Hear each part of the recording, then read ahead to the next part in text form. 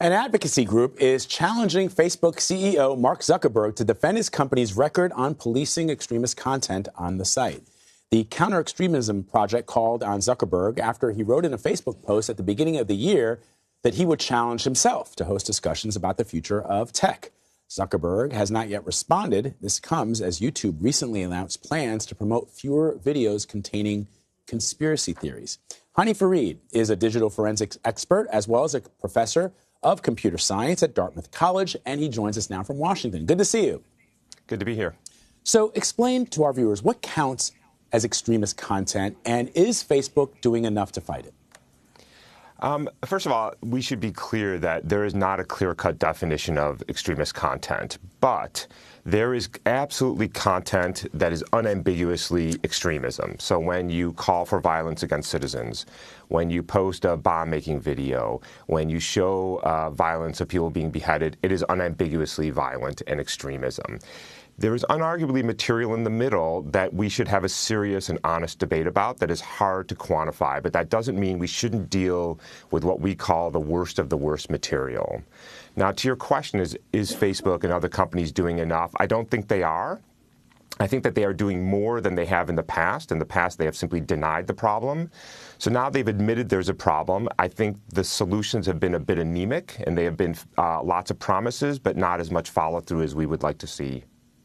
So, Hany, explain. I guess I'm struggling to understand why they wouldn't do enough to counter the posting of these extremist videos on their social media platforms, whether it's Facebook or anything. There's got to be, I think a lot of people are scratching their heads and they're wondering, this has got to be an economic decision.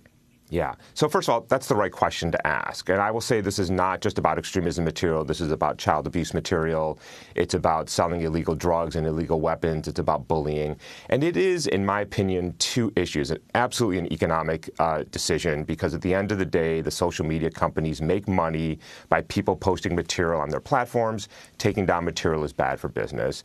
But there is a larger regulatory issue, which is Section 230 of the Communications Decency Act, which says that platforms cannot be held liable for the material that their customers post on the platforms.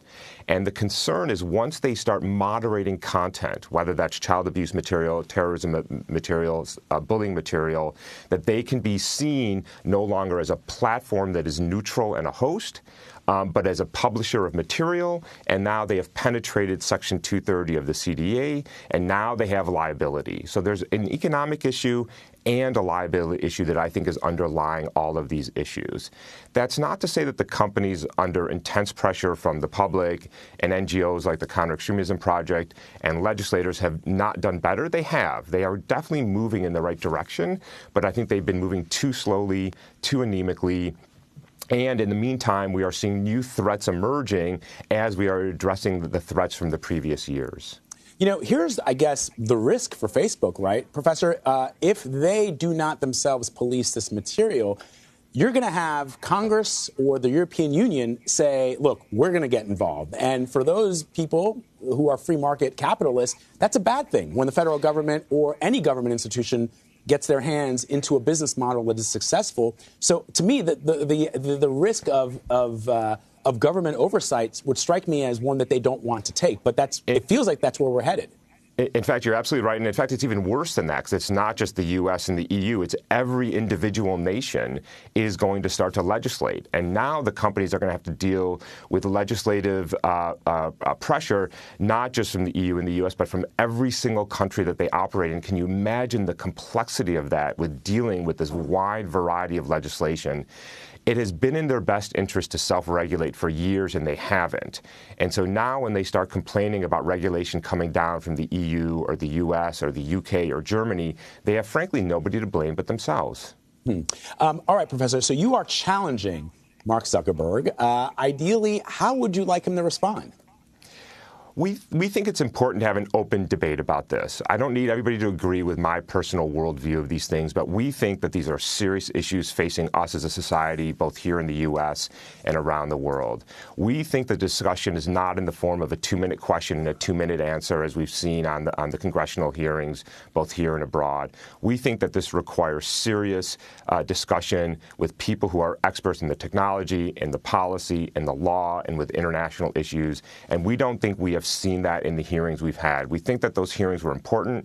We think we should have more of them. But we want to have a detailed and careful and thoughtful discussion of the issues that are facing us from a technological, societal, and economic perspective. And we just don't think we've had those, and we'd like to have them. So, Professor, I guess finally, is it your position that Facebook, Mark Zuckerberg, they could do more to regulate themselves and these videos that get posted and this material that gets posted, but they aren't doing that? Because whenever I see Mr. Zuckerberg in front of Congress or talking to reporters, there's a strain of defensiveness that runs through his comments. Yes. And a lot of people are just like, hey, I don't want to see a video of somebody being beheaded. I don't want my kid to see that. Yeah, you're absolutely right. They could do more, and they're simply not. This is not. There are some really difficult technical issues that have to be dealt with, but where we are today is not because of technical limitations. We have technology that can do much, much more than is being done. And while we are talking about Facebook, this is not a strictly Facebook issue. This is a Twitter issue. This is a YouTube issue. This is a Google issue. This is an issue across the spectrum. There are solutions that could be put in place. There are safeguards that could be put in place, and they are not being done, and I find that very frustrating. There are problems that are difficult and that we face going into the next decade of technology. We need to get on top of those now, too, because what we've seen, the pattern is build, build, build, grow, grow, grow, monetize, monetize, monetize, and then come back and deal with the consequences. We have to get out ahead of these things before they get away from us, and it's in our own interest, both as a company and us as a society, to do that.